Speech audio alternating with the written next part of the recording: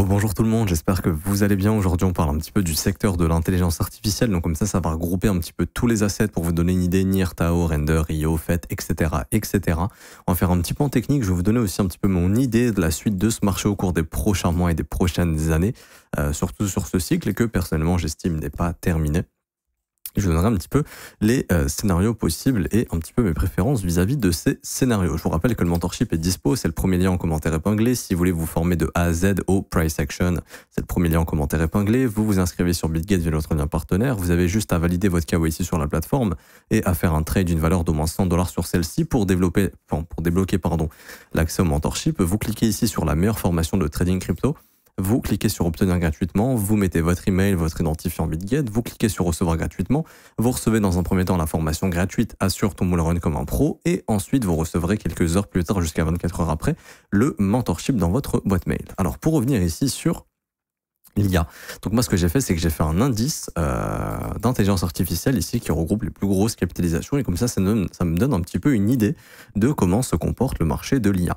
Et on peut voir qu'on a fait, alors malheureusement, un sommet descendant ici en décembre 2024 et que depuis on est dans cette dynamique baissière qui a débuté, je dirais personnellement, lors de la petite cassure de ce petit swing low ici, on va dire depuis à peu près le 7-8 décembre, quelque chose comme ça. Plutôt le 9 décembre ici sur cette grosse bougie, fair value gap, rebalancing, reprise baissière et depuis le marché fait que une continuation baissière avec ici consolidation, manipulation, expansion. Même chose ici qu'on est potentiellement bientôt en train de faire consolidation, manipulation, expansion ou consolidation, manipulation, expansion, ça on verra bien. Alors, on peut voir qu'on est revenu sur les niveaux d'août à peu près. Ici, donc c'est une zone sur laquelle le marché s'est retourné à de multiples reprises. On peut le voir ici en janvier 2024, après la première correction qu'on avait eue lorsque le TF de Bitcoin est sorti. Ensuite, on a eu un gros pump dans les cryptos, donc le marché de l'IA a explosé. On a retracé sur les mêmes zones ici et on y est encore. Donc ça en fait une zone plutôt intéressante ici. Ok. Là, je passe en logarithmique pour vous montrer un petit peu ce qui pourrait se passer, etc., etc. On voit qu'on est dans un range. Ok. On voit grosso modo que le marché a formé un bas de range sur les niveaux de l'ETF, de Bitcoin, lors de l'approbation. Ça, c'est le bas du range, un support assez solide. Et on voit qu'on a formé également une résistance depuis mars 2024, qu'on est revenu travailler en décembre et qui nous a repoussé sur le bas du range. Alors, c'est intéressant de prendre du risque ici ou ici. On est d'accord, c'est plutôt intéressant ici. Maintenant, ce qu'il ne faut pas oublier, c'est que les supports et les résistances sont faites pour être cassés. Ce qu'on voudrait voir maintenant, c'est le développement d'un bottom ici qui se forme. Donc ça pourrait prendre du temps, mais qui va nous ramener vers le haut du range. Donc prendre du risque ici, ça peut être intéressant. Maintenant, ce qui est possible de faire également, c'est de casser le support. Et on voit que si on casse le support, il y a de la marge pour revenir bosser ces niveaux de prix ici, éventuellement. Et donc, il y a deux possibilités ici, enfin deux possibilités. On a beaucoup plus, ok. Mais en termes de scénario, personnellement, je pense encore une fois que ce cycle n'est pas fini. J'ai expliqué plein de fois pour les prix de production du Bitcoin, l'intérêt du marché qui était faible, etc., etc.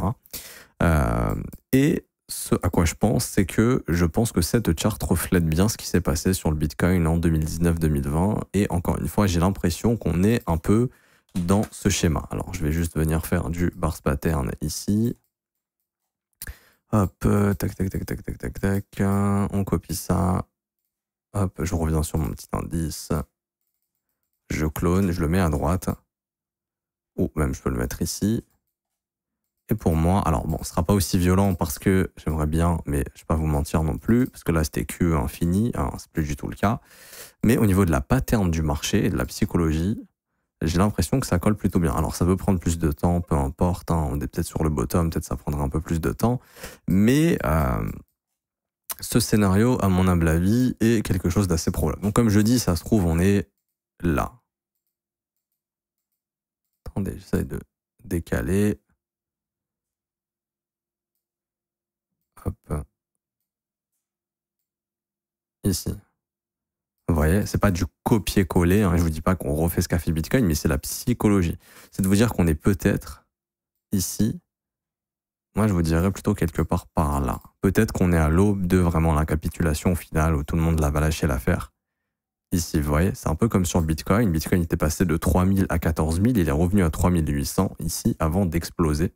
Et moi j'ai l'impression que les premiers pumps qu'on a eus sont des pumps de première enfin pas de première accumulation, mais qu'on est un peu dans cette phase. On a pump, on a consolidé, on a pas mal retracé. Tout le monde ici était en mode c'est le bull run, c'est le bull run, c'est le bull run. Ici, tout le monde était en mode c'est la fin du monde, il n'y aura plus jamais de bull run, c'est fini les cryptos. Et j'ai encore l'impression que tout le monde ici dit c'est bientôt le bull run, faut rien lâcher.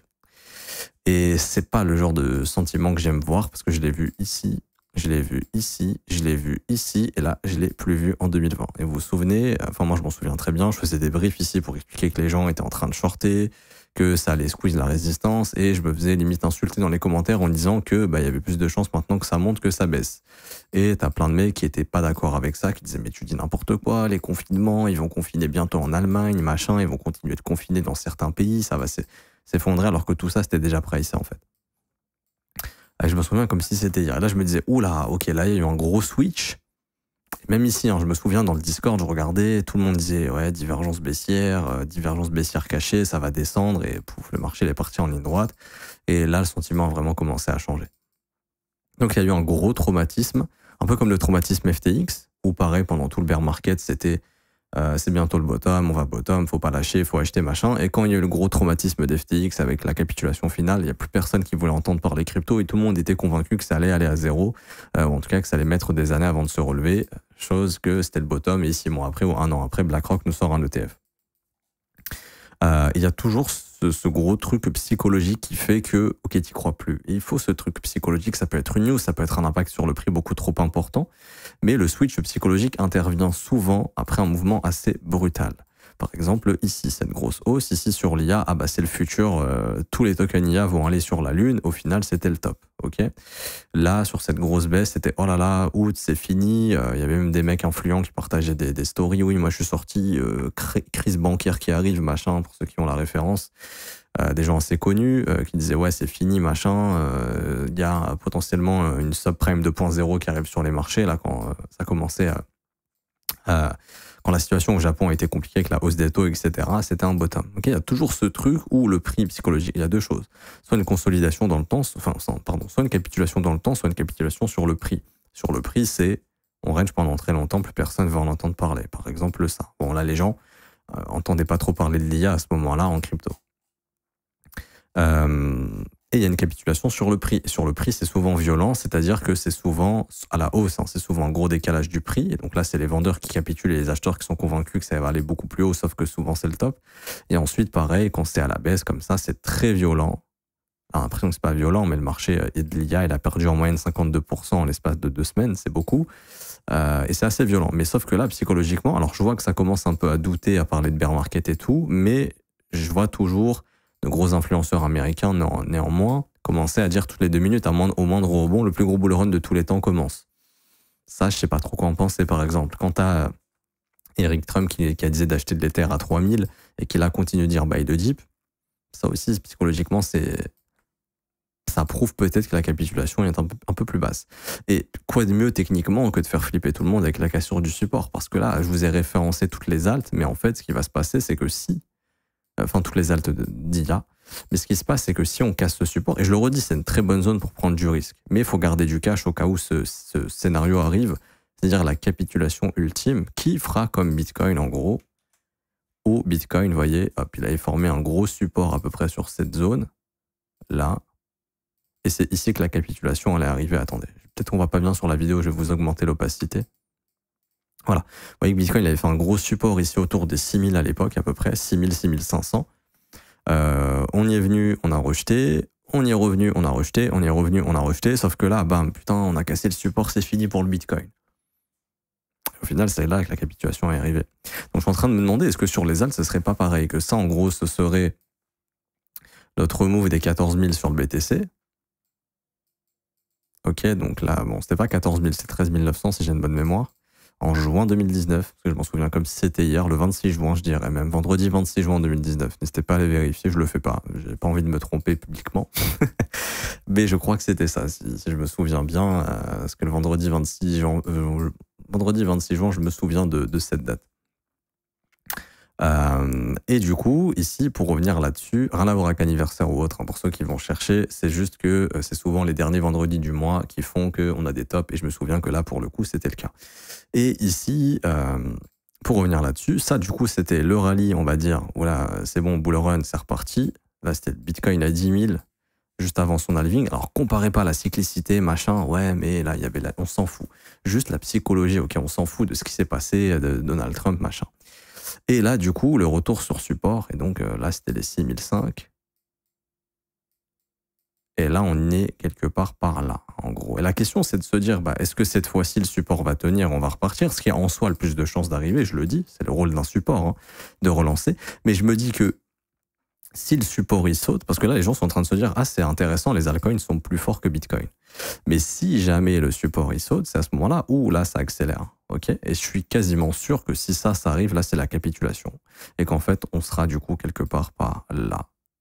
Et que là, tout le monde dira, c'est bon, c'est le bear market, ça sert plus à rien de holder, c'est fini. Alors que ce sera exactement comme ici. Et une fois que tout le monde aura capitulé, si ça arrive, qu'est-ce qui va se passer? Alors, encore une fois, ne rêvez pas, il se passera pas ça. Hein, parce que ça, c'est impression monétaire infinie, il faut bien le comprendre.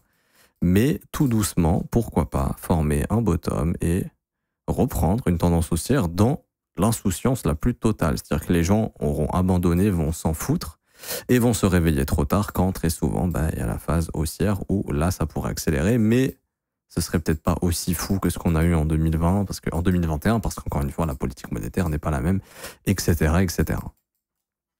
Mais c'est à ce moment-là où les choses pourraient s'accélérer pour le marché crypto, là où tout le monde a pensé que c'était maintenant, c'était imminent, etc. Mais perso, je ne pense pas. Je pense qu'on n'a pas eu le gros de l'intérêt. Moi, je surveille beaucoup de data, mais énormément de data. Déjà, l'activité sur mon Discord, qui est à des années-lumière de l'ATH qu'on avait en 2021. Je surveille aussi l'activité de toutes les chaînes YouTube anglophones au niveau de leurs vues, de leurs abonnés, d'absolument tout, de l'interaction, etc.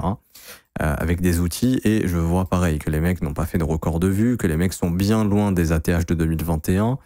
Alors il y a deux possibilités. Soit il y a beaucoup plus de gens qui font des vidéos, donc les vues se répartissent. Mais perso, les mecs, genre les mastodontes, pour moi, restent les leaders et eux devraient croître. Et après, les autres vont faire des stats moyennes.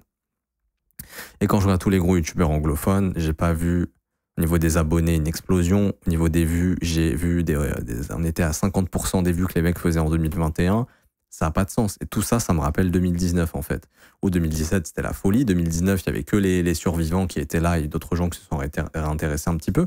Et 2021, tout le monde est revenu. C'est à ce moment-là où les stats, elles sont explosées sur les intérêts Google, crypto, quand vous mettez crypto, Bitcoin, machin. Mais là, ça n'a pas forcément été le cas. Alors oui, il y a eu des événements complètement fous, Trump et son token, machin. Mais là, quand tu vois que BlackRock, par exemple, recommande d'avoir 1 à 2% de son portefeuille en Bitcoin dans son portfolio, c'est que les mecs, je pense pas, ils sont en train de penser que c'est un top. Ok. Est-ce que ça veut dire qu'on peut aller plus bas? Oui, bien sûr, on peut aller plus bas, que ce soit sur Bitcoin, sur Ethereum, sur les altcoins, bien sûr qu'on peut aller plus bas, mais je pense que là, ça va commencer à piquer psychologiquement, et c'est au moment où il y aura éventuellement, alors peut-être la capitulation, elle est là, j'en sais rien encore une fois, ou peut-être qu'il y aura le dernier move bien sanglant ici qui va faire flipper tout le monde en disant c'est fini, tout le monde va appuyer sur le bouton vendre, peut-être avec un événement, une news qui va sortir, bref, peu importe, qu'à ce moment-là, je pense qu'on aura trouvé notre bottom. Et que, en fait, ça confirmera, comme Bitcoin, 3000, 14 000, retour à 3008, un truc assez similaire, on reviendra proche des lows de 2023 et que là on reposera un bottom et que le marché sera prêt à aller revisiter plus haut et à casser ce range. Mais avant ça peut passer vraiment par quelque chose de très sanglant avant que ça se forme. Après il y a l'hypothèse où c'est le bear market, et donc si c'est vraiment le bear market, c'est-à-dire qu'on ira sous les plus bas ici. Mais pour moi ça fait pas sens. Ça fait clairement pas sens. Donc je spécule toujours dans le méga range en fait, tout simplement. Haut de range, fallait pas acheter. Mid-range non plus, là c'est intéressant, et là c'est méga intéressant. Si on revient très proche des lots de 2023, ce sera probablement l'opportunité et le bottom. Encore une fois, il faudra bien choisir ses actifs. Ceux qui ont des tokenomics pourris où les développeurs vont se barrer, etc., ce sera à éviter. Par contre, je pense à des assets grosse capitalisation qui sont là depuis très longtemps. Eux, ça peut être intéressant, ou ceux qui ont eu déjà des demandes de TF, etc., qui seront probablement approuvés pareil. Ok. Après, on y a, par exemple, si on prend un leader comme Tao, en fait, Tao, il est en train de montrer ça, ce que je suis en train de vous dire. C'est assez intéressant. Mais Tao, pour moi, il est exactement en train de montrer ça.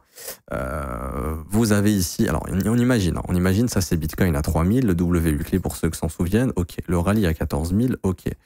Le deuxième rallye à 10 000, ok. Et donc ça, c'est le support des 6005. qu'on est revenu bosser ici. Bah, je suis persuadé que si Tao il glisse sous le support, tout le monde va dire que c'est fini pour Tao. Alors que probablement, bah, si on est dans ce scénario de range, ça voudrait dire que ce qui nous attendra derrière, c'est ça. Mais que les gens vont paniquer proche des lots. Alors que c'est ici où le bottom se formera très probablement si cette capitulation arrive. Encore une fois, je n'en sais rien si cette capitulation aura lieu ou pas. Mais c'est juste pour exprimer mon sentiment du marché. En tout cas, en cas de capitulation, oui, je pense que les gens vont vraiment flipper et vont... Parce qu'en fait, dans la tête des gens, ça y est, c'est sûr, c'est le bear market. Et peut-être ils ont raison, encore une fois, mais moi, je me souviens qu'au top de 2021, c'était bear market lors du crack FTX, c'était pas bear market avant. En tout cas, voilà, les gens étaient persuadés que ça allait repartir très vite. Là, tout le monde, alors il y a ceux qui sont persuadés que c'est pas le bear market, parce qu'ils sont dans le marché, ça c'est du déni. Moi, par exemple, mon cas, c'est que actuellement, que Bitcoin monte, descende, que le marché des ALS s'effondre ou pas, j'en ai rien à foutre parce que je suis pas du tout exposé aux altcoins et moi je fais que trader BTC et mon exposition c'est BTC en swing, ok. Et pour vous dire que mon avis il est complètement neutre et transparent, c'est-à-dire que moi je suis pas là pour vous vendre du rêve en vous disant non mais restez, c'est le bull run, j'en ai rien à foutre honnêtement, tu give up, t'abandonnes, c'est ton problème, c'est pas le mien. Peut-être tu as raison, peut-être tu as tort, je m'en fous. Mon avis personnel est que je vois des gens qui parlaient déjà de bear market à 105 000 sur Bitcoin, ça ne fait pas sens. Pour moi, ça ne fait pas sens. Ok. Maintenant, to the moon, toutes les altcoins, l'alt season du siècle, etc. Tant qu'il n'y a pas d'impression monétaire, j'en ai déjà parlé, non, ce ne sera pas le cas. Ok. Maintenant que on soit dans un scénario où tu me dis qu'il y a des assets qui vont simplement me former un méga range ici et qu'il ne serait pas à exclure qu'on va revenir titiller les lots de 2023 et que ça sera un bad range pour le péter ensuite, ce fameux range, là je te dis que oui, pour moi c'est très probable. C'est juste ça que je suis en train de dire. Ok. Alors autant on bottom sur le support, j'en sais rien. Autant il y a vraiment une capitulation au cours de cette année qui vient purger sous le support et là tout le monde va dire que c'est fini, alors que quand tout le monde dira que c'est dead, ce sera le meilleur moment de se positionner. Tout simplement. Et si vous regardez des graphiques comme Others, etc., bah, pareil, moi je suis vraiment dans l'optique de me dire que soit on continue cette dynamique haussière et là on va réenclencher, soit en train de me dire que tout ça, c'était pareil. Comme en 2019, on nous a fait un premier rallye assez long, on est en train d'aller pricer un bad range proche des lots de 2023 et que ensuite, sous le support ici, ça sera la capitulation ultime et là, plus personne n'y croira et là, tu pourras repartir tranquillement. Et tout le monde dira, mais c'est pas normal, le cycle des 4 ans, parce que les mecs n'ont pas compris que le cycle des 4 ans, c'était un cycle monétaire. C'est ça la vérité, c'est que c'était un cycle monétaire. Les cryptos, enfin Bitcoin existe depuis 2010, ok. Première all season, je dirais 2013-2014. Mais la vraie all season, 2017. Mais encore une fois, c'est complètement corrélé aux politiques monétaires. C'est-à-dire que le cycle des 4 ans, vous le mettez à la poubelle. Pourquoi? Parce que le cycle des 4 ans, c'est ni plus ni moins que le cycle monétaire. Et que la politique monétaire fait pumper les marchés. Et qu'il y avait une politique monétaire très favorable de 2016 jusqu'à 2018, ce qui a été notre premier bull market. Le premier bull market vraiment énorme au niveau altcoin, etc. Ensuite, la politique monétaire était exceptionnelle de février 2020 jusqu'à mars 2022 et je dirais même jusqu'à septembre 2021. Si vous regardez vos graphiques, vous verrez que février 2020, c'est le bottom du Bitcoin. Enfin, mars 2020, c'est le bottom du Bitcoin. Ensuite, c'est to the moon, tout le marché. C'est un top pour la plupart des altcoins, je m'en souviens très bien, mai 2021 et autour de octobre à décembre 2021, quand la politique monétaire a commencé, enfin, quand le resserrement monétaire a commencé à se former, ils ont arrêté d'imprimer du pognon à l'infini. Et là, depuis, il y a une global net liquidity en baisse, c'est-à-dire que les banques centrales retirent des liquidités du marché. Mais encore une fois, c'est l'avis de non, mais si on pump pas cette année, c'est fini, mais c'est bullshit. Parce que, encore une fois, la politique monétaire est toujours en resserrement. Le jour où cette politique monétaire, elle change, autant c'est dans 3 mois, parce qu'il y a une crise, autant c'est dans 1 an, parce que l'inflation aura vraiment bien diminué et que la Fed pourra rebaisser les taux et qu'en Europe, ce sera pareil. Moi, je pense que ce sera le cas. À ce moment-là, on va repartir vers, doucement mais sûrement, du QE. Alors là, bon, je sais pas ce qui s'est passé au niveau de l'inflation, je sais pas si c'est un bug, mais si vraiment c'est ça, c'est super positif. Mais je pense que c'est un bug. En tout cas, si c'est le cas, ça veut vraiment dire que l'inflation est top et que, voilà, comme par hasard, la politique monétaire va vraiment repartir, potentiellement, mais je sais pas si c'est un bug. Il faudra aller vérifier, on attendra au cours des prochains jours, mais si c'est pas le cas, en tout cas, c'est exceptionnel. Ça veut dire qu'à partir d'avril, les CPI vont être magnifiques, que l'inflation va chuter énormément et que si la déflation devient un risque, c'est-à-dire que l'inflation baisse trop et qu'elle aille sous zéro, là, la Fed n'aura pas le choix que de baisser les taux en express et de restimuler son économie pour éviter une récession. Comme par hasard, ça concorderait bien avec une impression monétaire et pourquoi pas, alors pas comme le Covid, hein, mais pourquoi pas relancer le fameux bull run all season machin. Alors pas aussi fort qu'en 2020, mais pourquoi pas. Donc c'est ça dont je veux parler. C'est pour ça que pour moi, vu que les gens sont convaincus que le bull run ça doit être maintenant, si c'est pas le cas c'est mort. Bah, si jamais les prix chutent encore, tout le monde sera convaincu que ce sera le bear market et c'est à ce moment-là où sera le meilleur moment pour poser un bottom. Et le fameux cycle des 4 ans, on le met à la poubelle puisque c'est des cycles monétaires et que l'impression monétaire devrait reprendre. Alors moi, j'en sais rien, je travaille pas à la Fed ni à la BCE et c'est pas moi qui ai l'élite qui dicte tout. Mais je dirais bien que fin 2025 ou d'ici probablement ce printemps, cet été 2025, ça devrait bouger. Et c'est à ce moment-là, vous allez revoir le marché probablement bouger positivement. Mais qu'il va falloir être patient et que beaucoup de gens vont give up en se disant que c'était le bear market alors que ça sera probablement pas le cas. En tout cas, je m'arrête ici pour aujourd'hui. J'espère que ça vous aura plu. Si c'est le cas, n'hésitez pas à bombarder les pouces bleus, vous abonner si ce n'est pas déjà fait, mettre un petit commentaire. Je vous rappelle, en commentaire épinglé, vous avez l'accès au copy trading également. On vous met tous les résultats hebdomadaires. 15 TP sur les stratégies la semaine dernière. Stratégie SPT, vous avez les résultats ici, 19 TP, 19 SL, 10 BE, ce qui fait un résultat positif de 6,67 R, ce qui est très bien. 14 R sur les 2 dernières semaines. Vous avez la stratégie Games of Thrones ici, moins 0,92 R la semaine passée. Mais rien de dramatique, hein, puisque la stratégie SPT couvre largement. Donc encore une semaine positive. Pour nous rejoindre, c'est gratuit. C'est le premier lien en commentaire épinglé. Vous avez rien à faire. Tout sera 100% automatisé.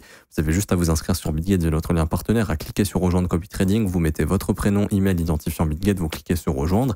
Et ensuite, vous cliquez sur 100% gratuit, la meilleure formation de trading crypto. Vous cliquez sur obtenir, rien à voir. Vous regardez ce lien ici, configurer le copy trading, pardonnez-moi. Et vous regardez ces 4 vidéos juste ici, ces 4 tutos qui vont vous montrer comment configurer la plateforme de copy trading qui est juste ici. Vous conservez vos gains, bien évidemment, à 100%, c'est gratuit et vos fonds restent sur Bitget, ne viennent pas sur l'autre plateforme, mais on ne peut pas toucher à vos fonds. La seule chose qui se fait, c'est que quand un trade s'exécute sur le compte, sur une stratégie que vous avez cochée, ça se réplique sur votre compte, tout simplement. Et vous avez aussi l'école, si vous voulez vous former à mes côtés. C'est le seul abonnement payant que je propose, c'est 49 € par mois, c'est sans engagement. Vous avez les offres 3, 6 et 12 mois qui sont moins chères. Le but c'est simple, c'est de vous envoyer déjà une formation qui va vous former de A à Z de 19 heures composée de 8 modules. Ok. Et ensuite, vous allez obtenir tout simplement l'accès au brief privé tous les jours. Là, on analyse les marchés, on trouve des opportunités, je réponds à vos questions, je vous dis ce que je fais sur les marchés. Je vous montre des concepts, des choses qu'on devrait attendre pour voir des bottoms se former, etc. Vous aurez aussi un accès au Discord privé, juste ici, dans la partie école, là où il n'y a que les élèves qui ont accès à cette partie, avec les professeurs et moi-même. Et vous avez aussi la possibilité de lire les témoignages juste ici. On a plus d'une centaine sur le Discord, mais là, on vous a mis quelques petits échantillons. Je m'arrête ici. Bonne journée. On se retrouve bientôt demain. Ciao, ciao.